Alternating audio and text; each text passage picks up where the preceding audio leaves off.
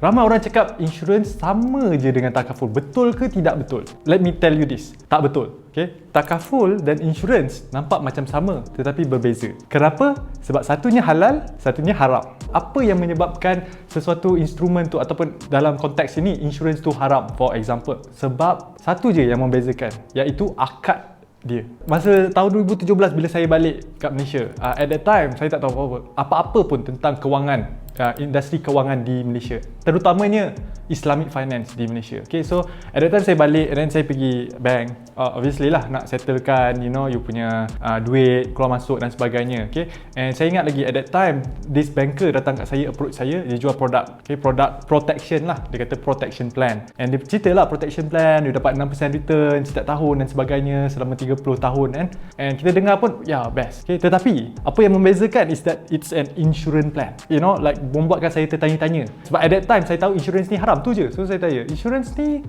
bukan haram ke kan? And then dia cakap, no, but kita invest kat syariah compliant punya investment. Oh ya ke? Okay.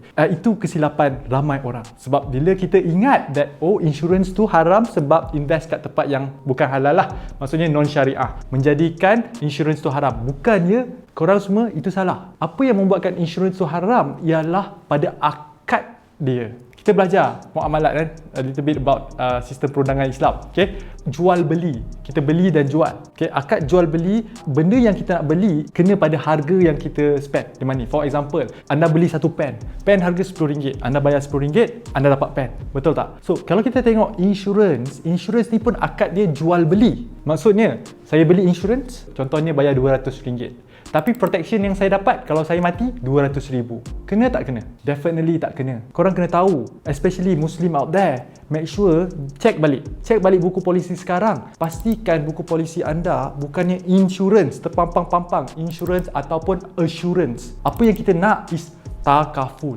Jadi, if you have insurance right now, you want to change to takaful. Sebab apa? Takaful tu syariah compliant. And kenapa takaful syariah compliant? Disebabkan akad dia.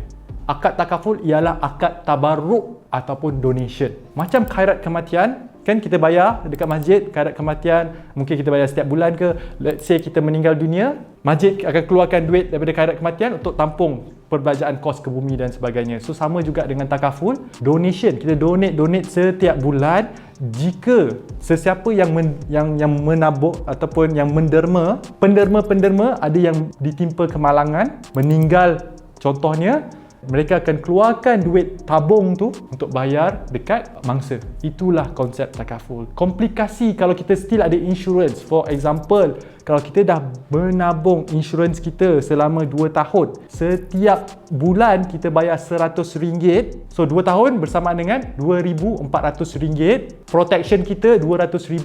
Jika kita mati, waris kita hanya boleh ambil RM2,400 sahaja, lagi RM197,600 kena bagi dekat Baitul Mal.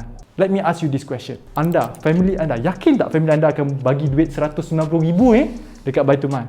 Ke songlap ambil enjoy? Kenapa sekarang ni ramai orang yang masih lagi belum ambil takaful? Kenapa masih lagi nak pegang kat insurance? Daripada pendapat saya, first thing is, mereka tak tahu wujudnya takaful. Kedua, diorang tak tahu takaful ni is syariah compliant. Sebab masa diorang beli insurance, the person selling the insurance said that it's okay, it is syariah compliant sebab kita invest kat tempat yang syariah compliance. So dia ada misinformation kat situ. Yang ketiga, insurance, sebab insurance dah lama dekat dalam pasaran, they have a slightly lower premium. Maksudnya kita nak bayar tu lagi murah sedikit compare dengan takaful, tapi sedikit je. Maybe you kena bayar sedikit premium, RM20 atau RM30 premium. Tetapi at the end of the day, anda nak senang di dunia ke anda nak senang di akhirat? So biar anda yang jawab benda tu.